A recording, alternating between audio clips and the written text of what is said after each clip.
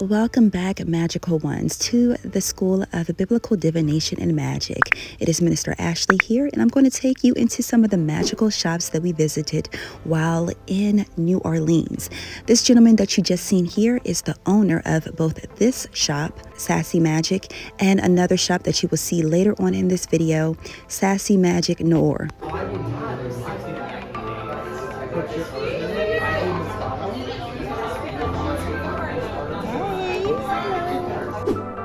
This is Icy the medium. Her mediumship skills is on point. The first night that we met at the 4th annual Christian Witches Convention, we were on the rooftop just having a good time, and we realized that we have such a strong astrological connection. Along with myself, she taught a segment. Her segment was on mediumship. Her knowledge base helped to open my eyes to the divine realms of mediumship. And low-key, I think I may be a medium.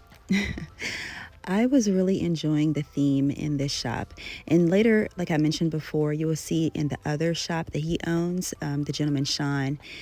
The energy in here was really good. I really liked the cashier too. He hooked me and some of the other girls up with some lovely glitter body makeup. He applied it to our cheekbones, and I felt fabulous. This was a bonus because later that day, I ended up having a photo shoot with a talented local photographer, and you will see those photos in the 2nd edition of the Awakened magazine. Here is an art exhibit. There was a lot of talented artists. We stopped by several exhibits and shops. This art exhibit ranged from hand drawings, sketches, watercolored paints, pastels. I'm not really an artist, but you could tell that there were several forms of painting and sculptures. It almost seemed like there were several artists displayed, but when I looked at the display information, there was only one artist. This is another magical shop that we had the opportunity to visit. One thing that myself and a lot of the other ladies that attended the convention noticed is that there's so many fortune tellers. Like every shop has like a tarot reader or a psychic. So if you ever have a problem or you need some advice, just walk up and down the streets and you will definitely find a tarot reader or someone that can give you insight. With that being said, you know how I feel. You should always use your intuition before opening yourself up to any type of spiritual influences, such as tarot readers or psychics. You always want to spiritually cleanse yourself after you have engaged with them. Not throwing any shade to any practitioner, but just for your own personal spiritual safety. Because honestly, even if someone has positive intentions, their spirit guides, their energy may not mesh well with your spirit guides, your ancestors, and energy.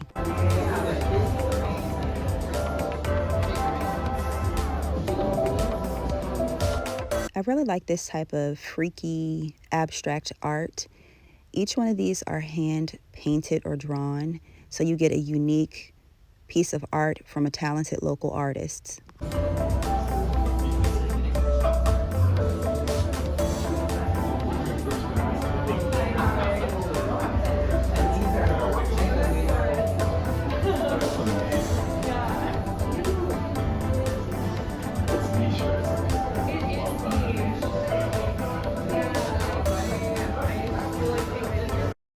What I've noticed is that a lot of the shops would either make their own oils or art, amulets, or they would support local artists and practitioners. And this is my personal observation from the shops that we visited. I know that there were a lot of other shops that we did not have the opportunity to go and visit.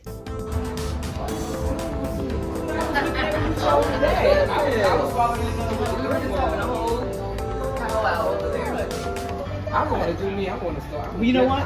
We should do a grimoire class. We need to do that. I have a friend who does this. This sign was so cute, I had to add it into the video. I think this was a sigil. If anyone can make out the symbol, just drop the comment. Right there, basically right in the attic was the casket girls. There's apparently these 3 vampires. And in that corner right there is the national shrine to the Knights of Malta, which are affiliated with the Templars. Yeah, it's the national shrine for them. Yeah, right in there, there's like a national shrine to the other side of that wall. And then the church, which is this longer part here, is a really pretty church. And I would say it's one of the 2 prettiest churches in the city. Yes, Catholic Church. Yeah, you got to pay to get in though, unfortunately. I got to witness the resurrection of a couple saints, Saint Prince and Saint Frida.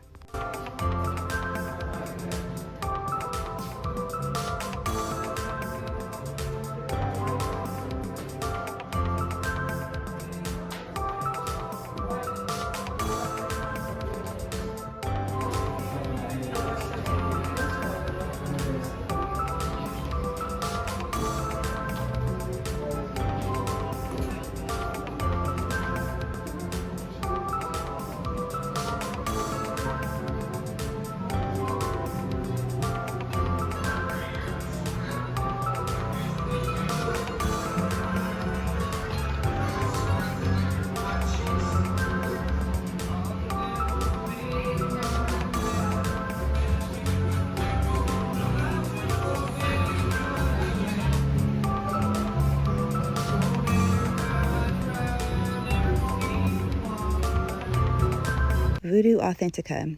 I got a couple items out of this shop, and the gentleman that either is the part owner or the owner, he dropped some jewels about voodoo, so pay attention.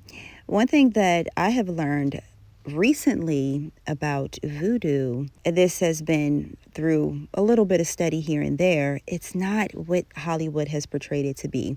For the longest time, although I was on my magical spiritual journey, I also felt like a little afraid or timid in wanting to practice voodoo or even wanted to learn about it because of what I had learned. That was one of the taboo subjects, one of the things that you should stay away from because they're hexing people, you know, they're putting curses on people. But once again, like any other practice, whether a doctor could use their gifts to heal, they could also use their gifts to kill. So we have to realize that this is the same for spiritual practices, and we shouldn't demonize things that we really don't understand. Being wise practitioners, we should seek to understand and to learn before casting a judgment.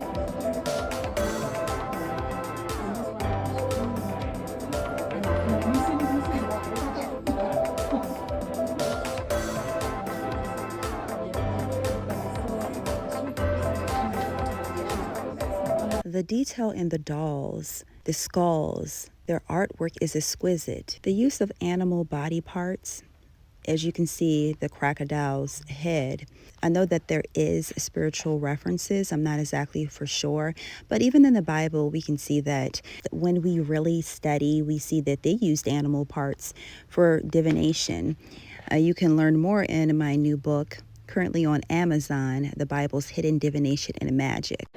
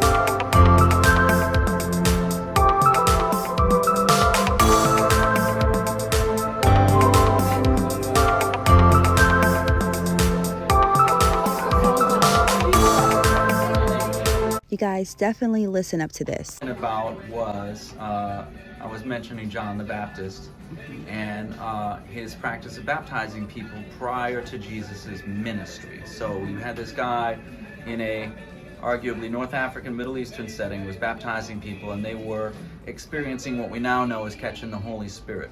And I think it's important to note the similarity between what you see in, for example, a revival setting and what you see in a voodoo ceremony, which is people catching the Holy Spirit. And that doesn't obviously sell a lot of movies and television shows, but it's a little bit more accurate explanation of what's going on in voodoo, which is that direct connection with the divine. Yeah. Is that what you were asking about? Yeah. Yeah. And like it's pretty much the same in church. Like when you were talking about the drums. I would hasten to say it's exactly the same, because if you're in a worship ceremony in a Christian setting, what do? We fire up rhythm and percussion, melody. There's some kind of musical component, and it like heats up the environment. And you know, like preachers always say, when the spirit is hot, Yeah. that's when the Holy Spirit blesses people. Yeah. Same thing in voodoo, only with all those drums playing, we go for as hot as can be, and we do it for a long, long time. But the principles, the divine principles underneath that are very much universal. That's one I've observed.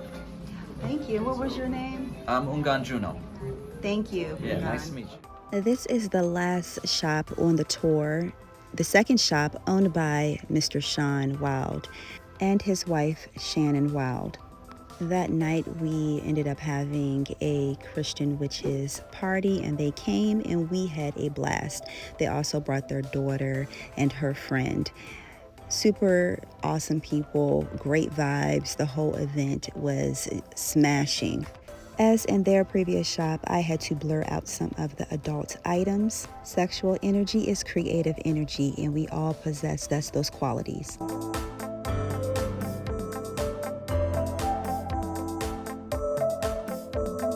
The candles and the oils are used for love rituals and spells, and for sex magic.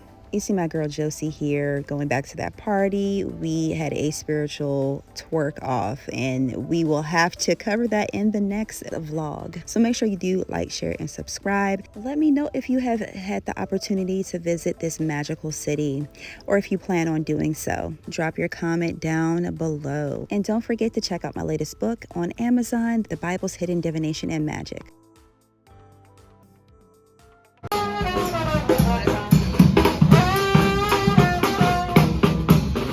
On the next New Orleans vlog, I take you along to experience the enchanting nighttime and daytime activities. So stay tuned.